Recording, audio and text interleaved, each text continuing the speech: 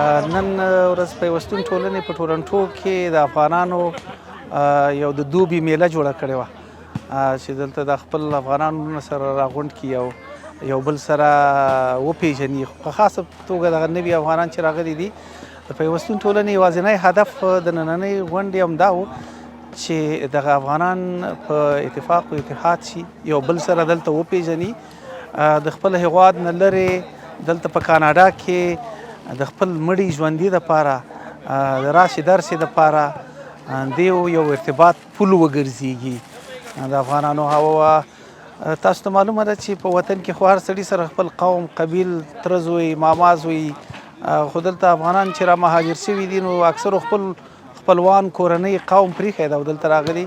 نو دلته دغه افغانان چې دلته دي دا لکه د خپل ورونو، عزیزانو، د قوم په حیث باندې یو بل سره مړی ژوندی وکړي او یو بل ته لاس ورکړي په سخته کې او په خوشحالۍ کې هم همدغسې یو بل سره اوږه په اوږه ودرېږي. نو زموږ یوازینی هدف د غونډې نننی همدا و چې افغانان سره راغونډ کړو.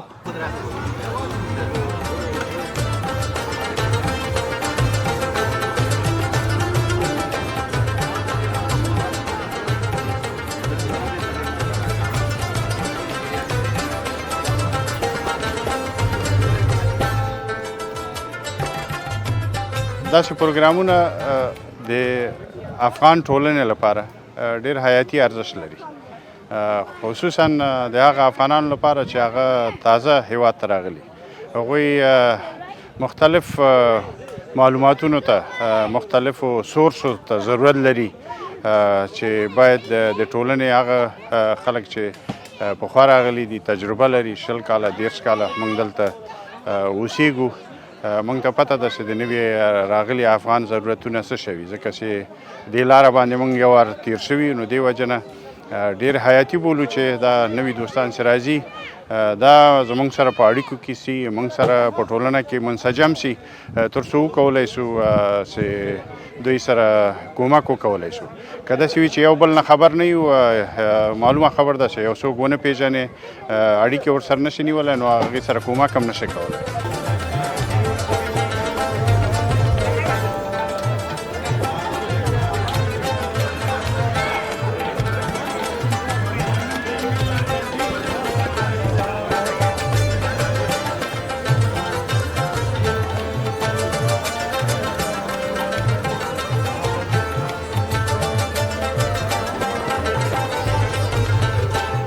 د افغانستان فرهنګي حیثیت، د افغانستان کلتوري حیثیت او د افغانستان بشري رنګ په دغو ټولنو کې ښه ترسیمولی شو، ښه یې ځلولی شو.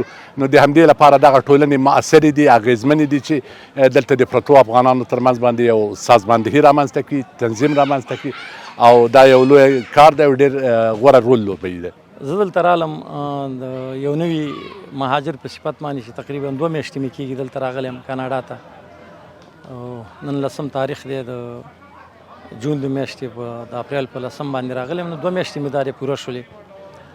ما به اوس دغه دوستان چیرته پیدا کولی، په کوم ځای کې به دوی پسې ګرځېدلی او دا به ما څنګه راټولولی او دوی به زه څنګه پیدا کولی. اوس په ډېر اسانه باندې دې ځای کې ما تقریبا د 20 نه تر 30 پورې داسې ملګري او دوستان ولیدل چې هغوی زما په لیدلو خوشحاله شو، زه د هغوی په لیدلو باندې خوشحاله شوم. یو بل له مدرسونه ورکړل، یو بل نه ځان مو خبر کړ چې کوم ځای کې اوسېږو. دا یو ډېر ښه نیک اقدام دی.